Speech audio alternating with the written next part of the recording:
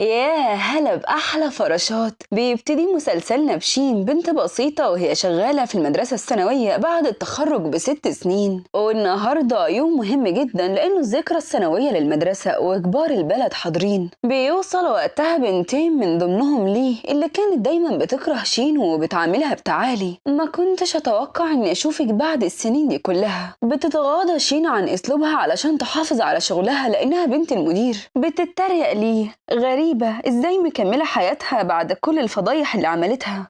سيبك منها، انا سمعت ان تشو هيحضر الحفلة. بتسمع شين اسمه قلبها بيتاخد وبتبدأ الحفلة. بتقف في المخزن ترتب الاوراق في الوقت اللي بيعلن الموظف وصول اهم ضيف. تشو رئيس مجموعة شي للمشروبات الخاصة. بيتكلم الكل عن جماله وبرغم انه لسه صغير الا ان قدر يحقق انجازات كبيرة، والدليل على كده انه اغنى شاب في البلد. ومع حالة السكوت اللي عام في المكان بخطوات رجليه بيدق قلبها وقلبه. بتبص عليه بألم بيتجاهل نظراتها. أنا سعيد إني معاكم الليلة. وعند شين بتسألها صاحبتها بفضول، ده وسيم قوي، أعتقد إنه كان نفس صفك، أكيد تعرفيه. بتسرح شين في ذكرياتها وبتنكر، لا أنا أول مرة أشوفه. وبعد الحفلة بتروح له ليه علشان تدعيه يتعشوا سوا كأصحاب. بيتجاهل كلامها وعيونه ما بتتحركش من على شين، نظرات بألف معنى. وبتقول صاحبة ليه، شين مش تحضري العشاء معانا؟ لا مش حابة، ورايا شغل كتير.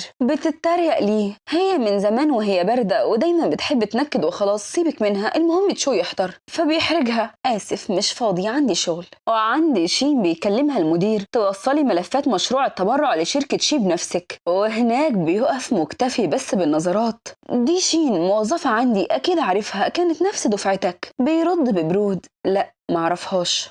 منك يا قاسي يا ناكر احساسي. طيب بخصوص التبرع، شين هتبقى مسؤولة مع حضرتك اول ما يبقى معاك وقت تقدر تقرر المبلغ اللي تحبه. بيركز اكتر على ملامحها. انا بكرة مش فاضي، لو حابب ممكن تقول اللي عايزه في العربية، معاك 10 دقايق. طبعا شين انت المسؤولة، روحي مع ريس واشرحي له. بتقول بخوف حاضر. وفي العربية بتقول برسمية، ده عقد التبرع لو حابب تراجعه. مش قادر، اقرأي انتي. وكل ده علشان يسمع صوتها. بيبص عليها وبيفتكر اليوم اللي كانوا يتمنوا فيه انهم يفضلوا سوا طول العمر. بيركز على ايديها، دي مش لابسة خاتم الجواز. وبيقول باستهزاء، واضح انك مش معاه، يا ترى ضحكتي عليه هو كمان؟ اخدتي من عيلتي مليون، يا ترى اخدتي منه كام؟ فبتتعامل برسمية، انا مش فاهمة حضرتك بتتكلم عن ايه، لو في حاجة مش واضحة في العقد انا ممكن اشرحها تاني. لسه غبية زي ما انتي وما اتغيرتيش. لو وجودي هنا عامل ازعاج انا ممكن انزل. فبيأمر السواق يمشي بسرعة، وكل واحد عينيه بتروح لاتجاه مختلف. فتعالوا بينا فراشاتي نشوف ايه بس زعل الشغل العالي البرتغالي ده، وهذه الحيزبونة شين ازاي قدرت على بعده. قلبها من جبل يا جدع. بس لو اول مرة تشوفني ما تنساش لايك واشتراكك في القناة لانه بيفرق معايا جدا. ويلا بينا نبدأ الحكاية. وفي الشارع بتجري عليها بنت صغيرة وبنعرف ان اسمها لين. ايه ده، ماما شكلها وقعت في الحب.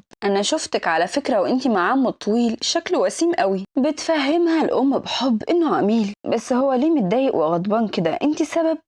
وعلشان كده المفروض ما نغلطش تاني، يلا بينا نرجع البيت. وفي البيت بتقول لأبوها، شو رجع. وبتوها بتكمل، يا ريت ما تاخدش لين المدرسة الفترة دي، مش حابة يلاحظ وجودها. بيقعد الأب جنبها وبيقول لها بحب، انتي طول السنين دي متحملة التعب كله لوحدك، وأبوها خلاص رجع، ليه مش عايزة تصرحيه بالحقيقة؟ بتفتكر أم تشو، أنا تعبت وربيت ابني وبعد كل ده راح يرتبط بواحدة من الشارع، ومش بس كده حامل وقبل الجواز. أنا بحذرك، انتي والطفل اللي في بطنك مستحيل اعترف بيكم. لا أنا مش عايزة بنتي تتأثر بعيلة تشو، عمرهم ما هيقبلوها. وعند تشو بتعرفوا المربية إن ليه حاولت تكلمه كتير علشان العشاء، قولي لها مش موجود. لا استني. وعلى عشاء بيتكلم الصحاب عن عيلة تشو وإنها فرصة ليه إنها تقرب وتتجوزه، خصوصا إنها كانت بتحبه من أيام الجامعة. بس تشو ما كانش معبرها.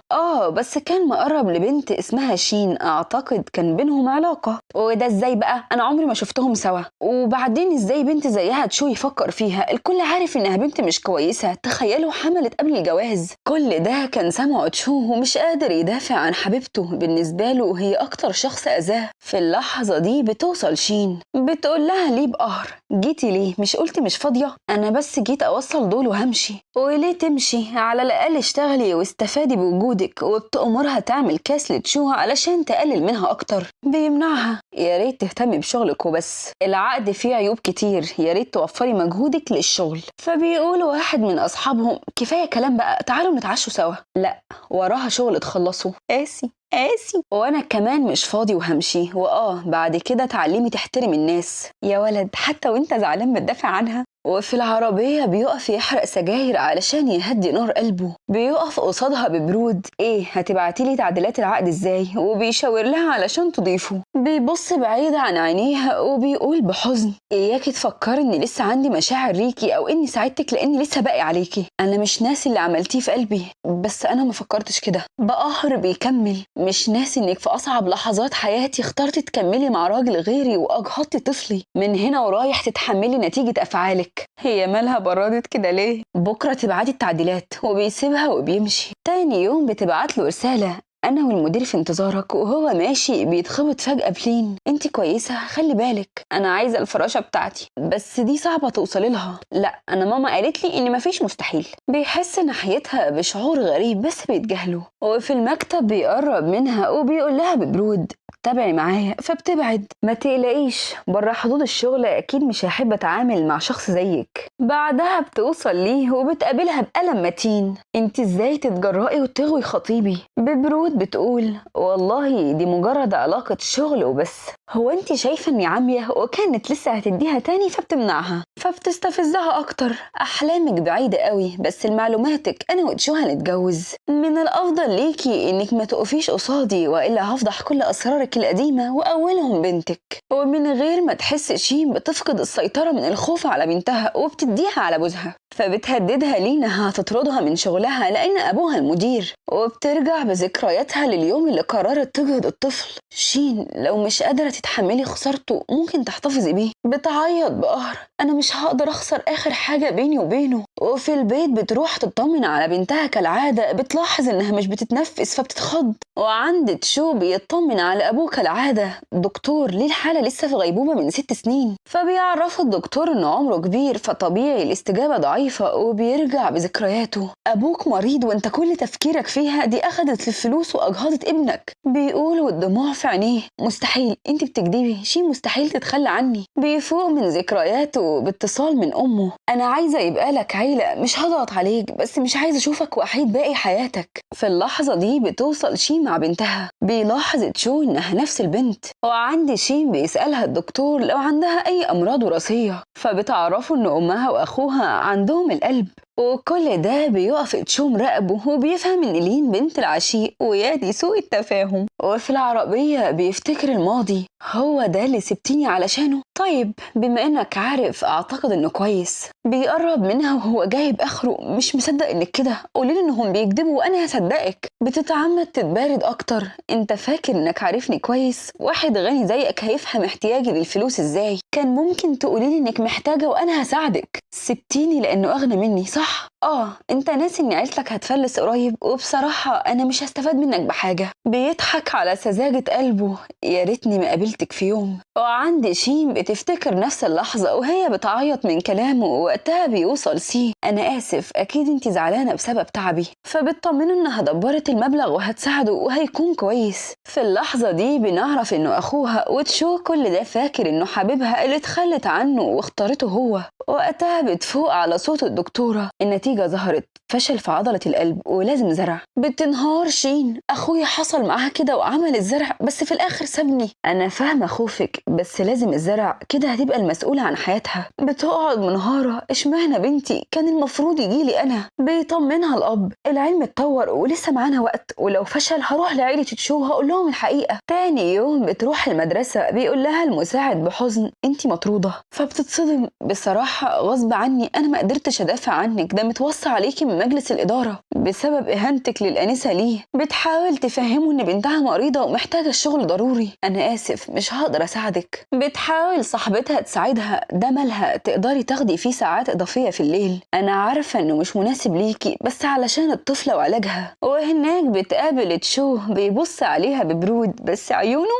نار نار نار. بيطلب واحد منهم كاس. بيتفاجئ بجمال شين. تعالي معايا الليلة، انتي مكانك مش هنا. كل ده وتشو عيونه بتطق شرار. ده لامس حبيبته. انت شايف بقى مكانها فين؟ فبيستغرب انتوا تعرفوا بعض؟ ولما ما بيلاقيش إجابة بيكمل في قذرته. من فضلك عيب كده. بيبص عليها بكثرة. ازاي سمحتي لنفسك بكده؟ وبيرجع بذكرياته والكل بيتريق عليها. ما يغركوش وشها البريء دي ثعبانة ليها علاقات كتير، احنا مش عارفين نحدد مين حبيبها. ده غير امها اللي خانت ابوها وهربت مع غيره. بتروح لتشو وهي متعصبة. قول اسف. وليه المفروض اعتذر؟ مش دي حقيقة اهلك؟ قلتلك اعتذر. وانا قلت لا هعتذر لواحدة زيك ليه؟ بتحس انه قلل منها وبتقرر تعاقبه. معلش يا ريس انت تستاهل. وبنرجع للوقت الحالي مع خطوات ثابتة ونظرات كرباك.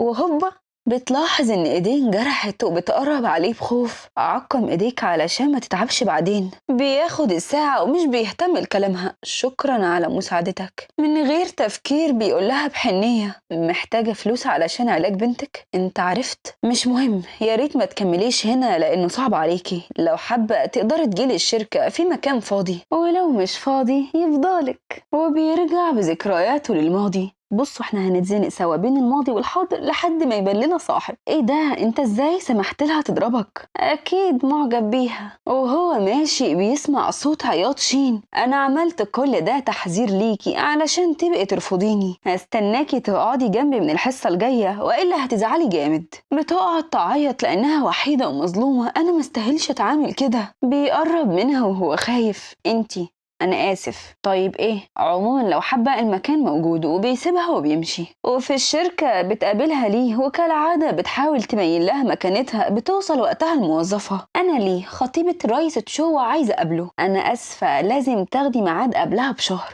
أنا شين. فبترحب بيها الموظفة. الرئيس بنفسه مأكد إننا نستقبلك. وعند المدير بيسلمها الشغل بحب وبينادي على المساعدة. شين لسه جديدة، عرفيها المكان كويس. أنا ما عنديش وقت للكلام ده. علمي نفسك بنفسك. ما تنسيش تسلمي المستندات للرئيس تشو وإياكي والتأخير. في اللحظة دي بيجي لها اتصال من المستشفى إن لين فقدت الوعي. فبتروح فورا. وهناك بتعرفها الدكتورة إن الحالة كل مدى بتسوء ولازم تستعجل أكتر. بيمر الوقت وبترجع للشركة. انتي اختفيتي فين؟ أنا أسفة حصل لي مشكلة واضطريت أمشي.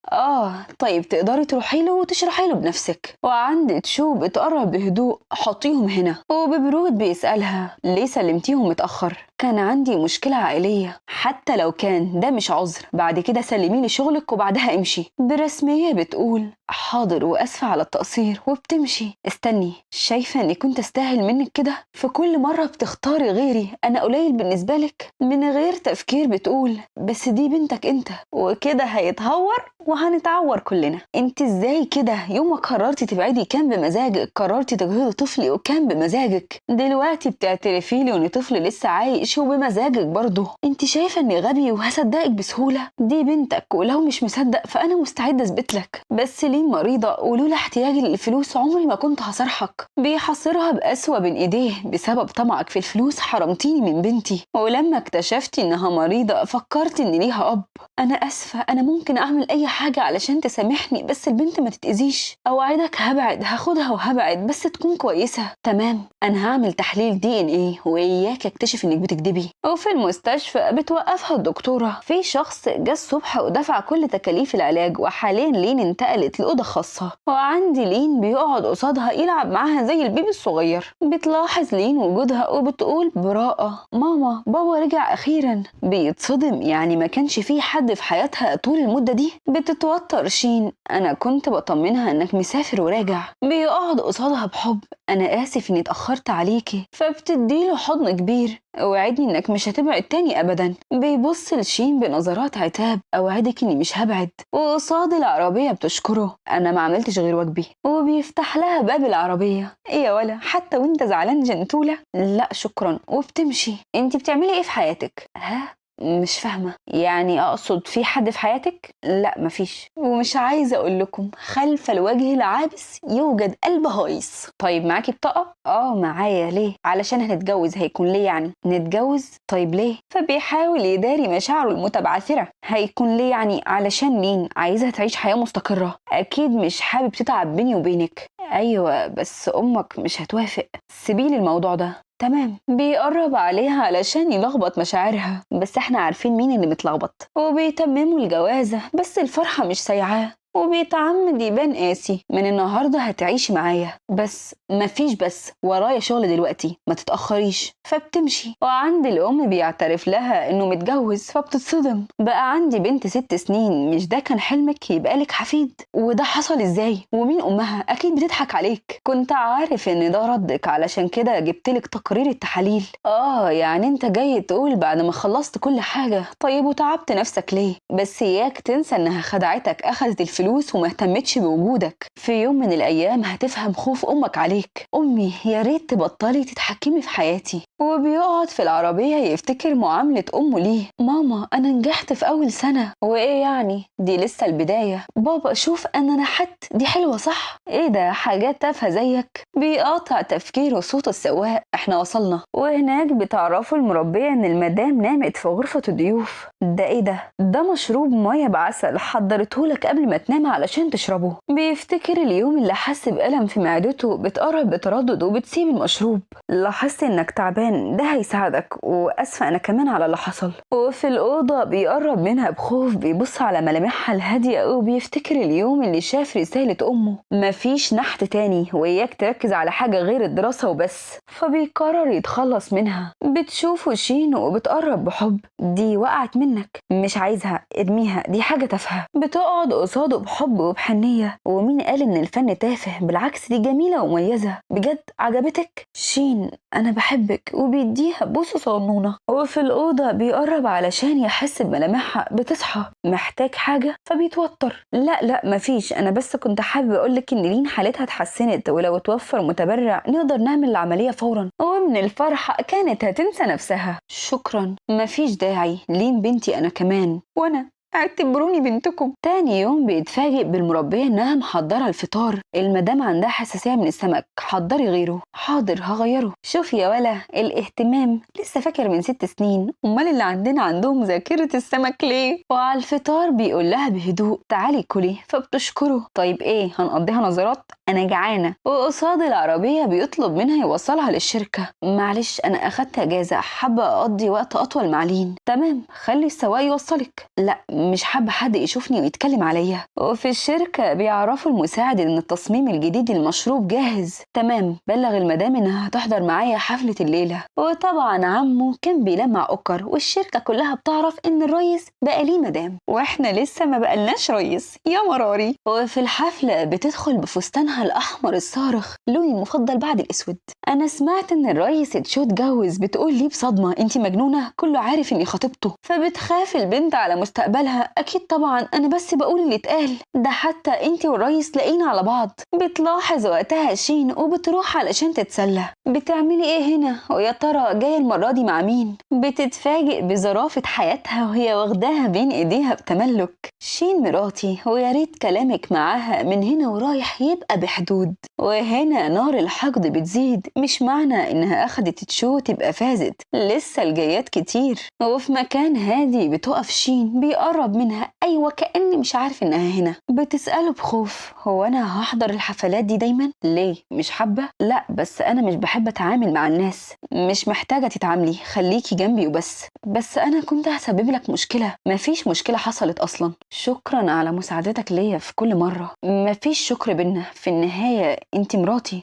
بس احنا اتجوزنا علشان لين وبس. قصدك ايه؟ في حد عايزة تكملي معاه غيري؟ وبتملك بيقول: انت عمرك ما هتشوفي راجل أحسن مني، فبتغير الكلام قبل ما مشاعرها تفضحها. تصميم المشروب جميل جدا. بيقرب منها: قوليلي ليه تخليتي عني علشان شوية فلوس؟ علشان راجل تاني نسيتي كل اللي بينا؟ كانت لسه هتعترف انه يبقى اخوها. كفاية، مش حابب اسمع، انا مش مهتم بحكاياتك مع الرجالة. وبيسيبها وبيمشي. كذاب يا صبري، ده انت هتطق. تاني يوم بيوصل المحامي وبيعرفه بنفسه: انا جي، بعتتني والدة حضرتك علشان احضر اوراق نقل الملكية ليها. بيقرب تشوف، بيخاف: انا ماليش ذنب، والدتك اللي طلبت مني كده. وبتكلمه الام: انا عملت كده علشان تعبك ما يضيعش الناس مجهولة. بيقرب اكتر فبيترعب: ارجوك افهمني، ده شغل، انا بس مش محتاج غير معلومات المدام وهخلص كل حاجة. بيحاول المساعد يفهمه انه يسكت، هيروح في داهية. بس هنقول ايه بقى، حافظ مش فاهم. روح لها بنفسك، انا ماليش دخل. وفي الشركة بيقرب منها بحذر: حضرتك مشغولة؟ انا جي من قسم الشؤون المالية، كنت عايز بس امضتك على كام ورقة بسيط خالص. لا لا، ما تتعبيش نفسك، خليكي قاعدة. ومن غير تفكير بتمضي لانها مش محتاجة املاكه. وعند الريس بيروح جي: المدام وقعت. وقالت ايه؟ قالت انها مش محتاجة حاجة وشكرا. فبيتعصب من برودها: العقد ده مش عاجبني، عيده من تاني. حاضر. وعند لين بيقف يطمن عليها، فبتقعد تلعب معاه، وفجأة بتقع محفظة شين وبيتفاجئ بصورة سي. من سوء التفاهم. وفي العربية بيبص عليه بقهر: للدرجة دي لسه بتحبيه ومحتفظة بصورته؟ انا مش هرجع البيت الليلة.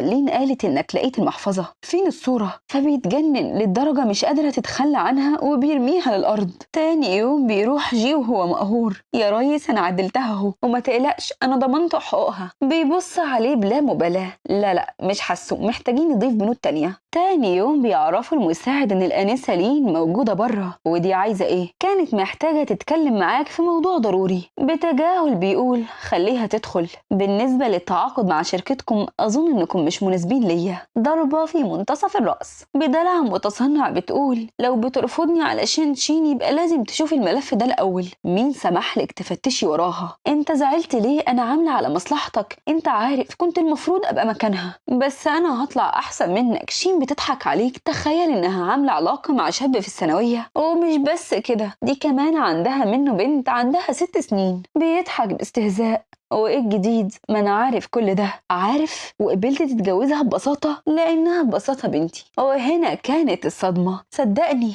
دي ما تناسبكش. اكيد طالعة لامها. تخيل ان عيلتها عندها مرض وراثي خلص عليهم كلهم واخرهم اخوها. بيركز تشو اكتر اخوها وبيراجع الملف. بيتصدم: سيب اخوها. بيفتكر كل اللي حصل. قد ايه كنت غبي، انا ضيعتها من ايديا كل السنين دي. صدقت كلام امي ونسيت انها حبيبتي ولازم اثق فيها. عملت كل ده علشان تنقذ اخوها من المرض. وفي البيت بيرجع بلهفة: فين شين؟ اكيد في اوضة الضيوف. ومن غير سلام ولا كلام بيقرب منها بحنين: انت ليه خبيتي عني الحقيقة؟ انت ما حبيتيش غيري، بصيلي. انا اسفة، دي كانت شروط العامة، اتخلى عنك مقابل مساعدتها لاخويا. انت من غيري قدرت تكمل حياتك، قدرت تكون احسن. وبتفتكر اليوم اللي اكتشفت فيه مرض اخوها. العملية محتاجة 1,000,000 جنيه. بيقول لها بحب: ليه ما طلبتيش مني الفلوس؟ كان دوري وقتها اساعدك. بتفتكر انها فعلا كلمته، بس وقتها كانت ظروف عيلته ومرض ابوه ما تسمحش انها تطلب. فبترفض تصارح: صدقني انا حاولت، اتسلفت من كل اللي اعرفهم، بس الوضع ما كانش يتحمل اكتر من كده. ولقيتك امي واجبرتك تساعدك مقابل الفلوس. صح، دول 1,000,000 جنيه، خديهم وابعدي عن ابني. بتقول شين بحب: انا مقدره خوفك على تشو، بس انا بحبه، ده غير اني حامل. اسمعي، انا ما تعبتش كل السنين دي علشان تيجي واحده من مستواكي تقرب منه. انت شايفه انك تناسبيه؟ لا، وكمان حامل قبل الجواز؟ ولا فاكره اني بكده هقبلك؟ انا بحذرك تبعدي عنه، خليه يشوف واحده من مستواه. بترفض شين تتخلى عنه لاخر لحظه. وقتها بيجي لها اتصال من الاب: سي حياته بقت في خطر، فبتروح للمستشفى فورا. وهناك بتشوف حياه اخوها بتنتهي، فبتقرر تضحي بحبها. كل ده مقابل انقاذ حياه اخوها. انا اسفه، ما كانش بايديا حل تاني. وفي النهايه معاها حق، انت تستاهل واحده من نفس مستواك احسن مني. بيفاجئها بقربه لطيف: بس مفيش حد احسن منك في عيني. قد هرمنا من اجل هذه اللحظه. انا جالي جفاف عاطفي وانا بكتب السكريبت ده. من النهارده مفيش خوف، مفيش حزن، انا هحميكي. وبيروحوا سوا لعش العصافير. تاني يوم بيتفاجئ بالحيزبونة. أمي انتي بتعملي ايه هنا؟ جاية اشوف ابني وتصرفاته المحترمة. فين البنت؟ في المستشفى. وبتقرب من شين. يعني أخدت الفلوس ومش بس كده، ما أجهضتيش الطفل، كل ده مرتباله ومتكتكة كويس. وعندي لين بتمسك إيديها بحب وبتنسى قسوتها. اسمها إيه؟ لين. إزاي حالتها وصلت لكده؟ فبيعرفها إنهم مستنيين زراعة القلب. في الوقت اللي شين أخدت المليون كانت علشان تنقذ أخوها لأنه عنده نفس مرض لين. يا ريت من فضلك تفهمي هي ليه قبلت بكده وإيه حصل لأخوها. فارق الحياة. بتخاف على حفيدتها. لين لازم يتقدم لها أفضل رعاية. فبيفرح إنها قبلت لين. ممكن طلب كمان؟ ما تضايقيش شين بالكلام، لولا مرض البنت عمرها ما كانت هتعترف بالحقيقة. طبعا يا أخويا القرد فعلا أمه غزال، بس أنا عايزة أتكلم معاها لوحدنا. بتنزل بحب وبتقعد جنبها. من 6 سنين كل واحد فينا كان عنده مشاكل خاصة. يا ريت تفهمي تصرفي. أنا عملت كده لأن تشو كان بيبعت فلوس لأمك دايما، حسيت إنكم بتستغلوه. بتتصدم شين، بس أنا مش عايشة مع أمي ومعرفش حاجة عن الفلوس دي. وفي البيت بيلاحظ إنها تايهة، بيقرب منها بحب. مالك؟ أمي قالت لك حاجة ضايقتك؟ فبتحضنه زي الطفلة. ليه ما قلتليش عن تصرفات أمي؟ أنا عارف إن علاقتكم ما كانتش كويسة، بس في النهاية هي أمك وما ينفعش أرفض لها طلب. يا بخت حماتك، يا بخت حماتك بيك. بس أنا ما كنتش أعرف بكل ده. فبيقول بمكر، بس دلوقتي تعرفي عوضيني. ومش بيستنى العوض يجيله. تاني يوم بيروح له جي. أنا هو ظبطت العقد وبقى عال العال. لا خلاص ما بقتش محتاجه. في اللحظة دي بيجيله اتصال من المستشفى إنهم لقوا متبرع. بتقرب لين بخوف فبيطمنوها بوجودهم. هتستنوني صح؟ أكيد إحنا جنبك. بيقف الكل قلقان وفجأة بيقف قلب لين وحالة من التوتر بتملى المكان. خوف إنها ممكن تخسر بنتها، ورغم خوف تشو إلا إنه بيطمنها. بيقاطع كلام وصوت الأم. لازم تبقي أقوى، أنت عايزة حفيدتي تفوق وتلاقي أمها زعلانة؟ بيمر الوقت وبتخرج لين وبيطمنهم الدكتور إن العملية نجحت. بتقعد شين تراقب بنتها. بيقرب تشو بحب. مش كفاية كده؟ أنت تعبتي، روحي ارتاحي وأنا هفضل. لا، أنا وعدتها إنها تصحى وتلاقيني قصادها. في اللحظة دي بتفوق. أنا حلمت حلم غريب. خالو سي كان معايا وطلب مني أرجع لك لأنك بتعيطي. فبتطمنها شين إنها خلاص بقت كويسة بوجودها. وفي الشركة بتتعامل المساعدة بتعالي مع شين. تعالي وخلصي كل الملفات دي. وقتها بتوصل الأم والكل بيستغرب وجودها. انتي اتجننتي؟ بتعاملي مراتي رئيس كده؟ مرات مين؟ انتوا صدقتوا؟ كلها يومين وهيرميها. بتنادي الأم على شين وبتقول لها بحب، أنا اشتريت لك الفستان والمجوهرات دول على ذوقي، اجهزي بقى علشان في حفلة مهمة هنحضرها سوا. وببرود بتطلب من المدير يبقى اختار موظفينك كويس، محتاجين رباية. بيبص عليها ببرود. انتي مطرودة. أنا أسفة، صدقني ما كنتش أقصد. مش شايفة إن الفستان ده غريب شوية؟ حاسة إنه أوفر. لا طبعا، في الوقت الحالي اللبس ده موضة. بيوصل المساعد وبيقول برسمية، الرئيس تشوف انتظاركم. طيب بالله فكري، أنا حاسة إني لازم أغيره. لا وأصلا مفيش وقت. فبتضطر تقبل بيه. وتحت شجرة الأمنيات بتقف الغزالة ببقى من الورد الأحمر. بتقرب لين بحب علشان تلبسها طرحة الفستان وتقدمها لأبوها. يعني أنت عامل كل ده من ورايا من وقت ما قابلتك وانا بحلم باليوم ده، اليوم اللي هنتجوز فيه واعمل لك حفلة كبيرة. وبيقدم لها الأمنية اللي رموها للشجرة. انت جبتها ازاي؟ كانت هنا دايما، كانت مستنية اننا نوصل. وبينزل على رجليه. انا تشو على استعداد ان اقضي باقي حياتي معاكي. تقبلي تكوني ملكي؟ فورا بتقبل. لحظة هبكي. وفي النهاية العمر واحد فراشاتي، عايشة كل لحظة كأنها آخر لحظة. ولو وصلت معايا لهنا ما تنساش لايك واشتراكك في القناة، واشوفكم الفيديو الجاي. سلام.